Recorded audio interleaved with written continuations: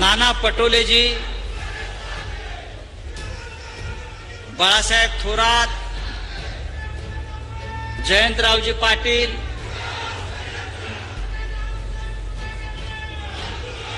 यशोमती ठाकूर आणि मंचावरील शिवसेनेचे महाविकास आघाडीचे सर्व प्रमुख नेते, उपस्थित शेतकरी बंधू भगिनी, आपण राहुल गांधी यांच्या स्वागतासाठी जमलेलो आहोत. राहुल गांधी हे आपल्या सगळ्यांचे नेते आहेत. संपूर्ण देशामध्ये भारत जोडो न्याय यात्रा घेऊन ते महाराष्ट्रामध्ये पोहोचलेले आहेत. मी स्वतः त्यांच्याबरोबर काश्मीरमध्ये चाललो भारत जोडो यात्रेत, आणि खरंच मला असं वाटलं की हा नेता देश जोडण्यासाठी, माणसांची मनं जोडण्यासाठी या देशामध्ये चालतो आहे. मला आठवत आहे, इंदिरा गांधी होत्या आपल्या, आणि इंदिरा गांधी जेव्हा देशामध्ये राजकारण करत होत्या तेव्हा एक घोषणा आम्ही सगळेच देत होतो, इंदिरा गांधी आई है, नई रोशनी लाई है. आज तीच नवी रोशनी घेऊन, नवा प्रकाश घेऊन या देशात आणि महाराष्ट्रामध्ये राहुल गांधी आलेले आहेत. आपण त्यांचं स्वागत केलं पाहिजे.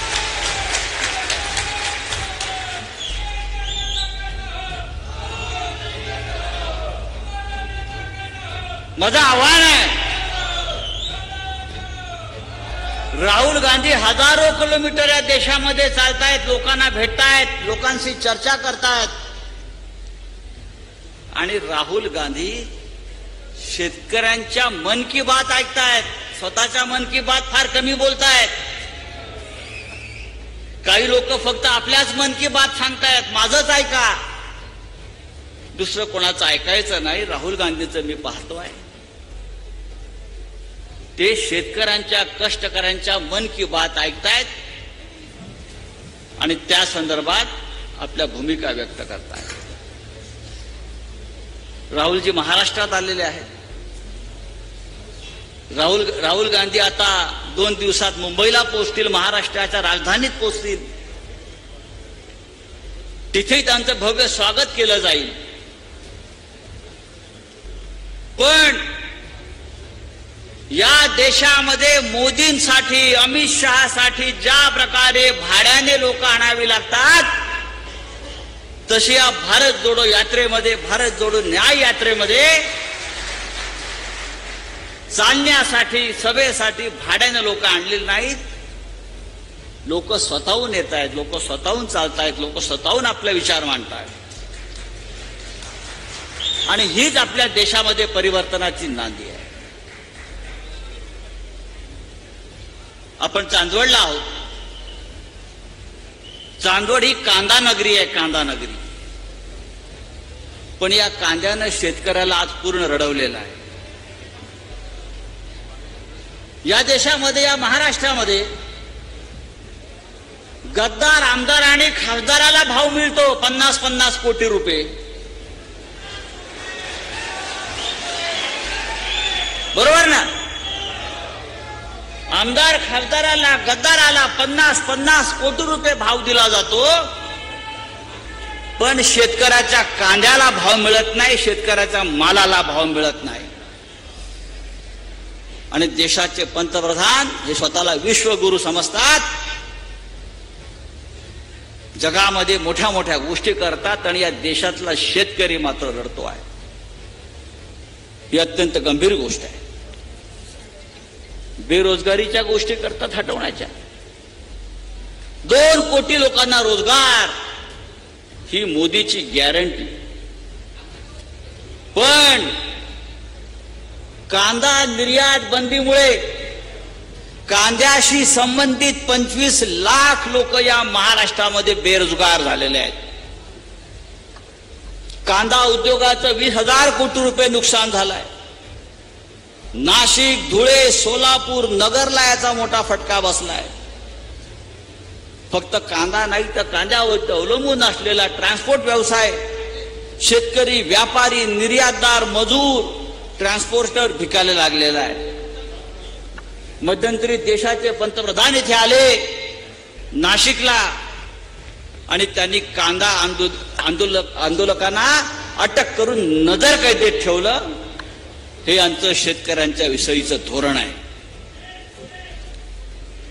असे पंतप्रधान या देशामध्ये कधी काळी जय जवान जय किसान हा नारा आपण घुमवला होता, हा नारा आपण दिला होता. पण या देशामध्ये आज किसान आणि जवान दोघांची अवस्था खराब आहे. काश्मीरच्या सीमेवर जवान मरतो आहे आणि देशामध्ये सर्वत्र किसान मरतो आहे. ही या प्रधानमंत्री मोदीची गॅरंटी आहे. आणि म्हणून आपल्याला सगळ्यांना या देशाला उज्ज्वल भविष्याची गॅरंटी देण्यासाठी राहुल गांधीजीने एक यात्रा काढली. राहुल गांधीजी एक संघर्ष करतायत. त्या संघर्षाच्या यात्रेमध्ये आपण सगळ्यांनी सहभागी व्हायला पाहिजे. महाराष्ट्रामध्ये महाविकास आघाडी ज्या 3 पक्ष सामील आहेत, या 3ही पक्षांनी ठरवलेलं आहे. त्यात वंचित बहुजन आघाडी आंबेडकरांची आहे. आम्ही सगळ्यांनी ठरवलेलं आहे की हा जो संघर्ष या देशामध्ये हुकुमशाहीच्या विरुद्ध सुरू आहे, त्या संघर्षामध्ये आपल्या सगळ्यांचं योगदान असायला पाहिजे. हा आपला कांदा शेतकऱ्याला भाव मिळत नाही, पण काही भारतीय जनता पक्षाच्या नेत्यांनी कंपन्या स्थापन केल्या. त्या कंपन्यांचं मूळ गुजरातमध्ये आहे. आमचा कांदा खरेदी करायचा आणि गुजरातच्या माध्यमातून चढ्या किमतीनं विकायचा, अशा प्रकारचा गुजरात पॅटर्न या कांद्याच्या बाबतीमध्ये सुरू आहे. आणि या महाराष्ट्रातल्या शेतकऱ्याला भिकेला लावलेलं आहे. हे कोण व्यापारी आहेत कांद्याचे, ज्या इकडल्या शेतकऱ्यांना छळतायत, नाडतायत?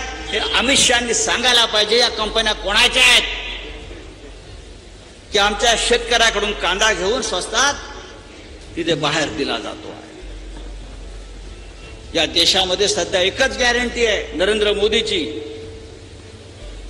ती म्हणजे फक्त आम्हीच खाऊ, शेतकऱ्याला खाऊ देणार नाही, शेतकऱ्याचा चुली पेटू देणार नाही, शेतकऱ्यांच्या मुलाबाळांना रोजगार मिळू देणार नाही.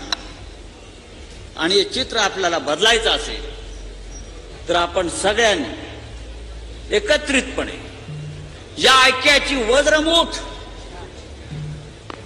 आपल्याला दाखवावी लागेल. आणि उद्याच्या लोकसभा निवडणुकीमध्ये या देशाची सूत्र ही इंडिया आघाडीकडे द्यावी लागेल. आणि मला खात्री आहे राहुल गांधी यांच्या भारत जोडो यात्रेला ज्या प्रकारचा प्रतिसाद संपूर्ण महाराष्ट्रात देशात मिळतोय, हे परिवर्तन झाल्याशिवाय राहणार नाही.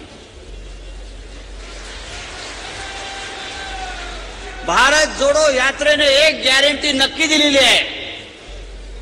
राहुलजींच्या भारत जोडो यात्रेनं एक गॅरंटी नक्की दिलेली आहे, ती म्हणजे नरेंद्र मोदी वापस प्रधानमंत्री बनने नहीं जा रहे हैं. मोदी तो